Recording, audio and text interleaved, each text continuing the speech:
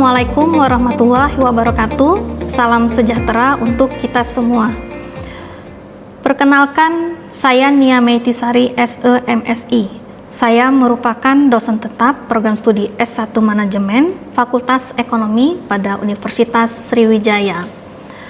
Video ini merupakan pernyataan diri dosen dalam unjuk kerja Tridharma Perguruan Tinggi PDD UKT-PT dalam rangka sertifikasi dosen gelombang 1 yang diselenggarakan oleh Kemendikti-Saintek pada tahun 2025. Pada kesempatan ini saya akan menjelaskan salah satu mata kuliah yang saya ampu pada program studi S1 Manajemen melalui DIA, Delivery, Interaction, dan Assessment, di mana di sini akan dijelaskan mengenai deskripsi mata kuliah, CPMK, materi pembelajaran, sistem pembelajaran, dan referensi. Kemudian juga akan dijelaskan mengenai metode pembelajaran serta sistem penilaian. Dan terakhir nanti akan disajikan video rekaman pembelajaran salah satu mata kuliah tersebut. Baik, mata kuliah yang saya ampu salah satunya adalah Manajemen Sumber Daya Manusia dengan kode MK EIM 2020. Mata kuliah sumber daya manusia ini merupakan rumpun mata kuliah wajib dengan bobot 3 SKS, di mana untuk dapat mengambil mata kuliah ini ada mata kuliah prasyarat yaitu pengantar bisnis dan pengantar manajemen. Mata kuliah ini diambil oleh mahasiswa yang akan mengambil konsentrasi manajemen sumber daya manusia. Adapun deskripsi mata kuliah manajemen sumber daya manusia memberikan pemahaman tentang berbagai konsep, metode, dan teknik perencanaan, penarikan, pelatihan, pengembangan, dan pendayanggunaan sumber daya organisasi. Sehingga di sini mata kuliah ini akan berpusat pada berbagai pengaruh dari praktek serta kegiatan sumber daya manusia terhadap kinerja dan produktivitas. Terdapat capaian pembelajaran mata kuliah, yaitu yang pertama, CPMK 1, mahasiswa mampu menjelaskan prinsip dan etika dalam manajemen sumber daya manusia dan mampu memformulasikan permasalahan di dunia industri berdasarkan konsep yang terkait dalam manajemen sumber daya manusia. Selanjutnya yang kedua, mahasiswa mampu menerapkan pemikiran logis, kritis, sistematis, dan inovatif dalam konteks pengembangan dan implementasi ilmu pengetahuan yang memperhatikan dan menerapkan nilai humaniora yang sesuai dengan bidang manajemen sumber daya manusia.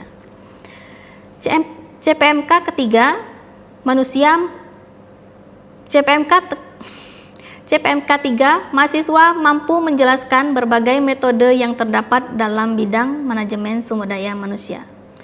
CPMK 4, mahasiswa mampu menelaah berbagai isu, mengumpulkan, mengolah data-data sumber daya manusia, dan menginterpretasikan hasilnya secara logis dan sistematis. CPMK 5, mahasiswa mampu mempresentasikan keahlian dalam bidang manajemen sumber daya manusia. Sistem pembelajaran yang digunakan dalam mata kuliah manajemen sumber daya manusia ini terdiri dari 16 pertemuan, di mana 14 pertemuan mengenai materi dan 2 pertemuan yaitu UTS dan UAS. Dengan beban waktu pembelajaran 3 SKS yang terdiri dari tatap muka terjadwal, penugasan terstruktur, dan belajar mandiri. Adapun materi pembelajaran dalam manajemen sumber daya manusia ini terdapat 14 materi yaitu 1. Tinjauan manajemen sumber daya manusia, 2. Keberagaman angkatan kerja, peluang kerja setara dan tindakan afirmatif, 3. Analisis pekerjaan dan perencanaan sumber daya manusia, 4. Perekrutan, 5. Seleksi, 6. penempatan dan orientasi. 7. Pelatihan dan pengembangan. 8. Manajemen penilaian kinerja. Materi ke-9 ada kompensasi finansial langsung. Materi ke-10 tunjangan dan kompensasi non-finansial. Materi ke-11 manajemen karir. Materi ke-12 keselamatan dan kesehatan kerja. Materi ke-13 hubungan serikat karyawan dan manajemen. Dan materi yang ke-14 manajemen sumber daya manusia global. Buku referensi yang digunakan terdiri dari buku referensi utama dan pendukung. Buku referensi utama adalah buku Human Resource Management oleh Gary Dessler dan Human Resource Management oleh Mondi. Kemudian juga ada buku pendukung, referensi pendukung, yaitu Human Resource Management oleh Roux et al. Ataupun buku-buku lainnya ya, yang relevan dengan mata kuliah manajemen sumber daya manusia. Metode pembelajaran yang digunakan ada ceramah, diskusi dan tanya jawab, case based learning dan project based learning. Metode pembelajaran ceramah itu digunakan untuk menjelaskan materi secara teori ya, agar mahasiswa mampu memahami setiap materi secara teorinya. Lalu kemudian diskusi dan tanya jawab untuk membangun dan mengukur seberapa besar tingkat pemahaman mahasiswa.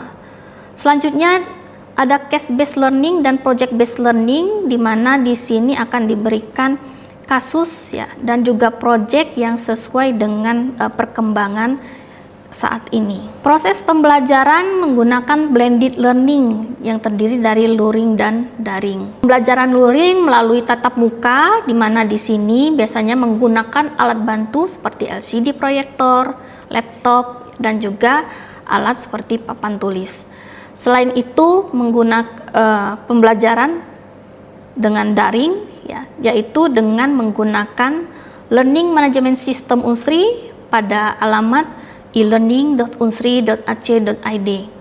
LMS Unsri ini digunakan dalam membagikan materi pembelajaran sekaligus juga mahasiswa dalam mengumpulkan tugas-tugasnya. Pengukuran capaian pembelajaran menggunakan sistem penilaian dengan 5 komponen, yaitu komponen aktivitas partisipatif, presentasi proyek, tugas, ujian tengah semester, dan ujian akhir semester. Dengan masing-masing komposisi penilaian, yaitu aktivitas partisipasi 25%, presentasi proyek 15%, tugas 15%, UTS 20%, dan UAS 25%. Selanjutnya akan saya sajikan video pembelajaran mata kuliah manajemen sumber daya manusia. Baik, selamat siang. Assalamualaikum warahmatullahi wabarakatuh. Waalaikumsalam warahmatullahi wabarakatuh. Baik, ketemu lagi ya kita untuk hari ini di pertemuan kedua untuk mata kuliah manajemen sumber daya manusia ya. Jadi pada hari ini materi yang akan kita bahas adalah keberagaman angkatan kerja, peluang kerja setara, dan tindakan afirmatif. Nah, tentunya setiap materi itu akan ada keterkaitannya ya antara satu pertemuan dengan pertemuan yang berikutnya. Nah, begitu juga dengan yang ini. Seperti yang masih ingat materi yang lalu, yaitu tentang konsep manajemen SDM. Masih ingat? Masih ya, oke. Kalau begitu saya coba tanya ya, masih ingat apa itu manajemen SDM? Manajemen sumber daya manusia adalah pemanfaatan sejumlah individu untuk mencapai tujuan-tujuan organisasi. Mungkin itu saja Bu, terima kasih. Ya, boleh ya. Jadi secara singkat kita bisa jelaskan seperti itu ya, atau bisa juga dengan lebih detail terkait dengan bahwa manajemen SDM itu sendiri tentunya proses di mana kita mulai dari mencari, mengembangkan, dan mempertahankan sumber daya manusia yang ada di organisasi. Untuk apa? seperti yang tadi ya, untuk mencapai tujuan-tujuan organisasi. Sehingga di sini tentu saja manajemen SDM itu ada fungsi-fungsi yang akan dilaksanakannya. Kita menganalisis pekerjaan ya, kemudian melakukan rekrutmen dan seterusnya ya, untuk tadi gunanya untuk kita bisa mendapatkan orang yang tepat ya, mengembangkan dan kemudian mempertahankannya. Nah, lalu kemudian artinya konsep manajemen SDM itu artinya terkaitan dengan sumber daya manusia ya. Makanya kalau kita ngomongin sumber daya manusia ya, tentu ada keberagaman di situ ya yang akan kita temui ya. Maka pada pertemuan ini ya, sesuai dengan RPS ya, bahwa di sini akan dicapai pembelajaran itu adalah pada CPMK 1 dan 2 ya. Kemudian bisa kita sajikan rincikan lagi bahwa capaian pembelajaran itu nanti kita akan membahas tentang tantangan manajemen SDM ya, kemudian mahasiswa mampu mendeskripsikan keberagaman dan manajemen ya, keberagaman, kemudian mampu mendeskripsikan perlakuan tidak setara dan dampak merugikan ya, menjelaskan peluang kerja dan menjelaskan tentang tindakan afirmatif ya. Oke, saya lanjutkan.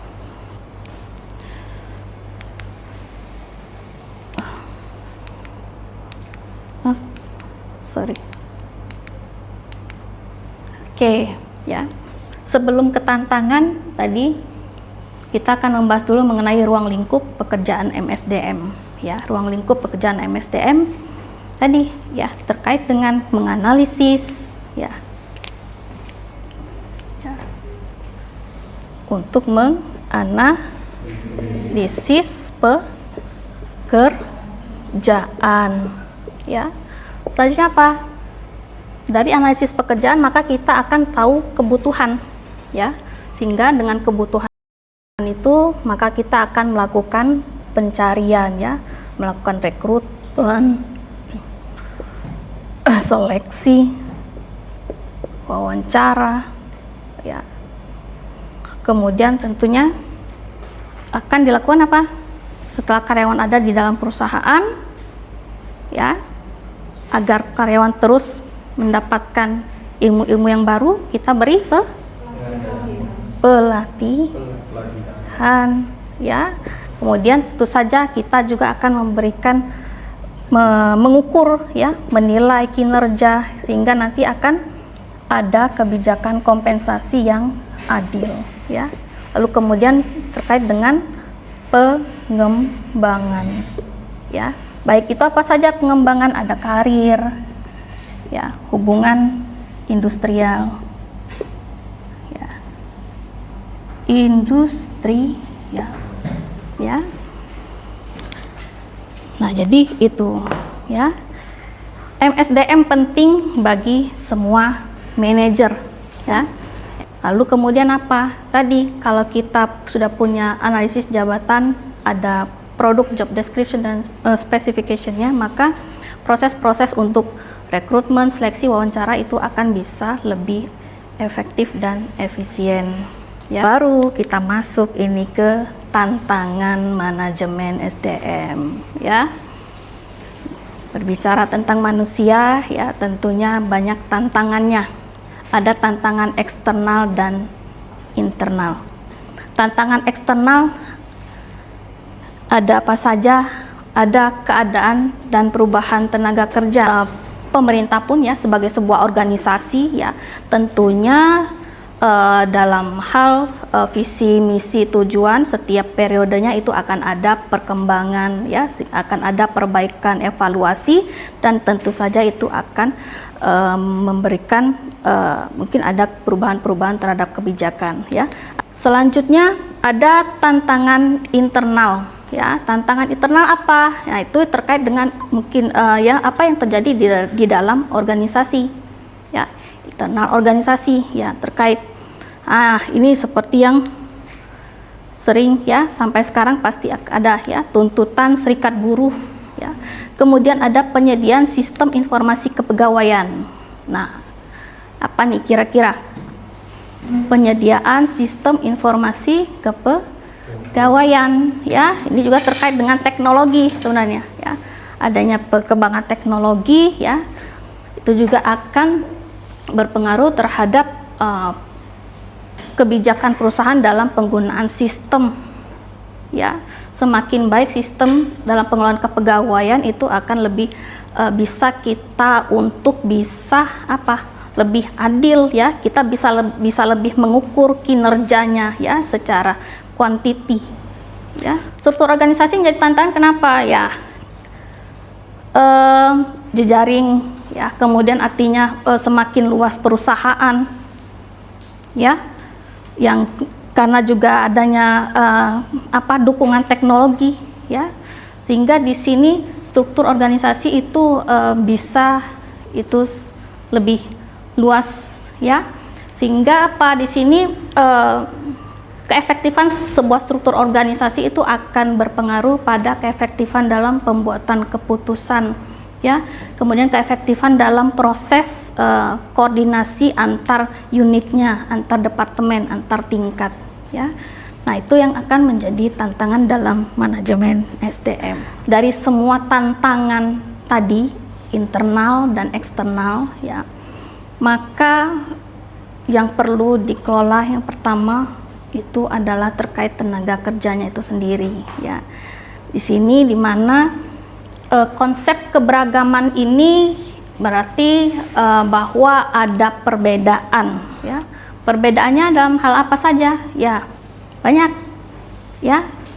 Secara nyata apa yang bisa kita lihat perbedaan tadi, ya, ada ras, ada gender, ya, kemudian ada dari warna kulit misalnya, bahasa, ya, yang itu yang biasanya kita pahami awalnya, ya.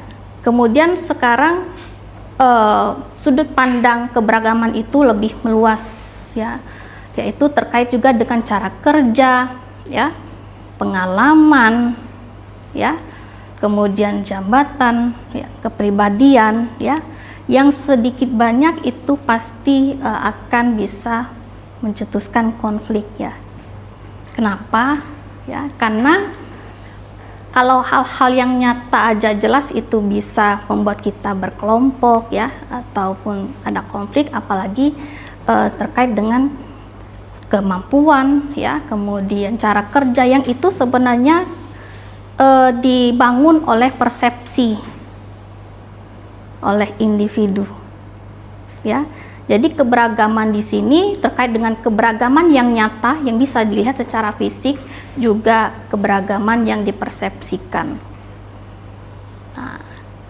Nah, ini kalau tidak mampu dikelola oleh organisasi, ya, manajer dengan baik, maka yang terjadi adalah konflik.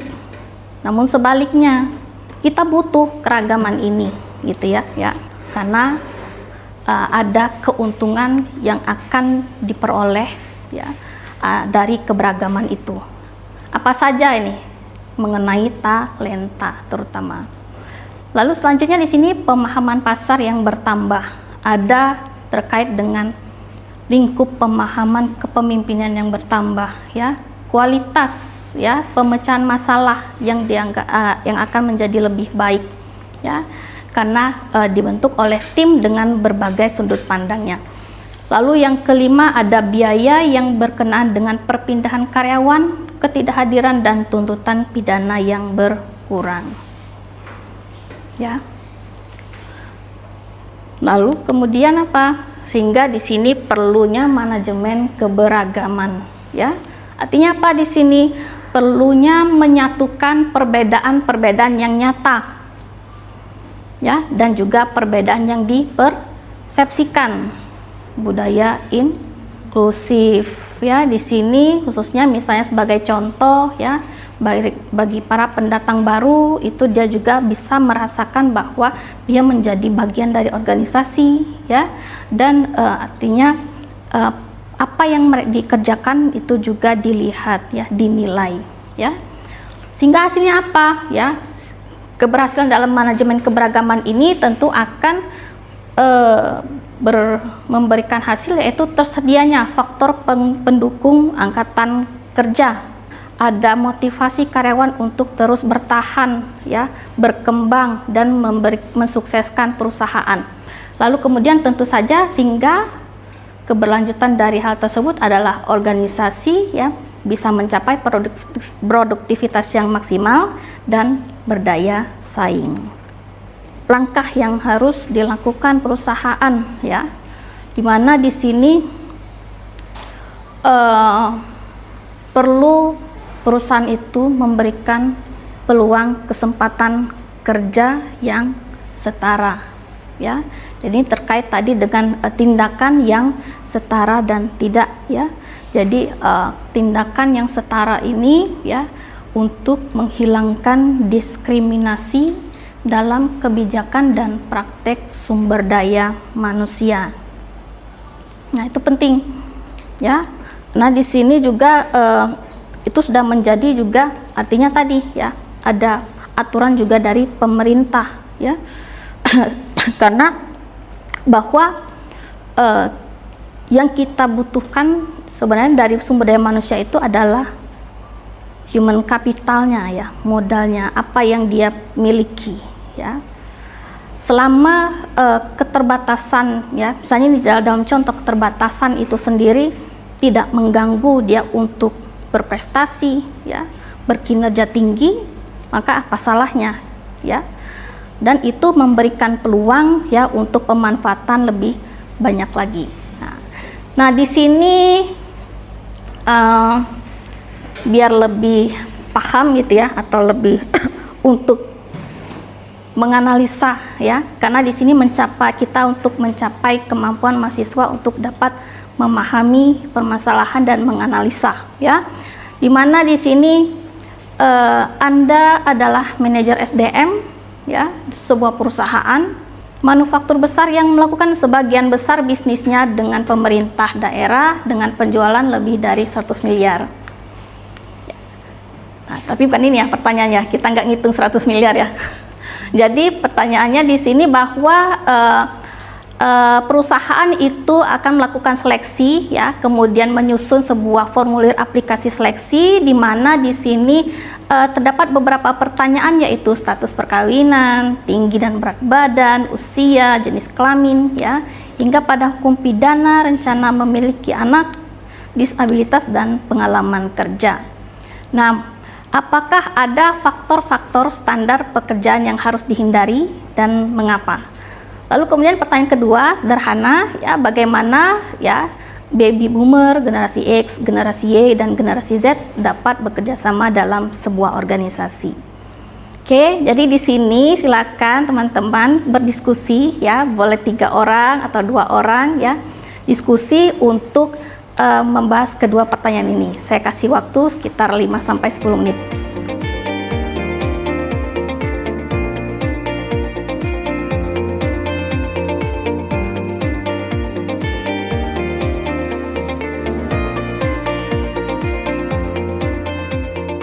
Oke, selesai ya waktu diskusinya. Sekarang silakan siapa yang mau mencoba menyampaikan jawaban. Kita coba langsung saja untuk pertanyaan yang pertama. Mungkin menurut diskusi kami, apakah faktor-faktor standar pekerjaan yang harus dihindari itu mungkin menurut kami bukan lebih dihindari sih Bu, cuma lebih pertanyaan-pertanyaan tersebut tuh bisa digunakan untuk menyesuaikan apakah individu ini cocok atau tidak dengan posisi yang dilamar.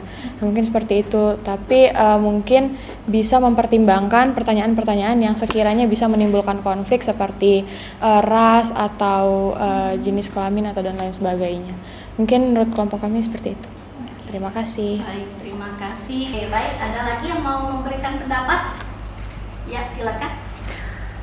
Baik Bu, menurut hasil diskusi dari kami, beberapa pertanyaan dalam faktor-faktor standar pekerjaan yang harus dihindari seperti status perkawinan, tinggi dan berat badan, jenis kelamin, pekerjaan pasangan, rencana memiliki anak khusus untuk anak perempuan, serta disabilitas sebaiknya dihindari. karena tidak relevan dengan kompetensi kerja dan berpotensi melanggar prinsip kesetaraan serta hak privasi pelamar. Pertanyaan-pertanyaan tersebut bisa dianggap diskriminatif dan bertentangan dengan hukum ketenaga kerjaan. Izin menjawab, Bu? Ya, silakan. Mungkin bagaimana solusinya itu dengan komunikasi terbuka, khususnya tuh seperti kalau generasi X kan mereka itu sudah berpengalaman lebih, mungkin bisa menjadi mentor khususnya untuk generasi Z yang baru ini. Oke, baik. Terima kasih teman-teman untuk jawabannya. Kita beri aplaus untuk semuanya. Oke, baik ya teman-teman. Jadi setelah diskusi tadi, berarti pembahasan untuk mengenai materi hari ini saya cukupkan dulu ya, sehingga di sini dapat kita simpulkan bahwa keberagaman itu bukan menjadi suatu penghalang ya, tapi dengan adanya manajemen keberagaman yang baik ya, artinya kita mampu atau organisasi ya mampu untuk bisa menyatukan perbedaan yang nyata dan yang dipersepsikan tadi, maka sebenarnya akan ada keuntungan yang dapat diperoleh perusahaan atau organisasi, yaitu di mana di sini kita akan mampu untuk mengembangkan ya karyawan, angkatan kerja, dan juga pada akhirnya itu tentu saja akan memberikan capaian produktivitas yang maksimum bagi perusahaan dan mampu untuk berdaya saing. Oke. Kemudian tidak lupa untuk lebih mengasah ya kemampuan mahasiswa yang terutama untuk materi ini, silakan teman-teman mengerjakan tugas yang ada di buku Mundi halaman 83 ya. Nanti tugas itu ditulis tangan dan juga soft file itu dikirimkan ke LMS e-learning Unsri ya. Jangan lupa juga nanti ya presensi juga diisi di e-learning Unsri ya. Sudah dapat dimengerti? Ada yang mau ditanyakan lagi? Cukup? Oke, baik, terima kasih. Kalau begitu saya tutup pertemuan hari ini dengan mengucap alhamdulillahirabbil alamin. Selamat sore. Wassalamualaikum warahmatullahi wabarakatuh. Demikianlah, semoga video ini dapat menjadi pertimbangan baik dalam proses pengajuan sertifikasi dosen gelombang 1 tahun 2025. Terima kasih. Wassalamualaikum warahmatullahi wabarakatuh.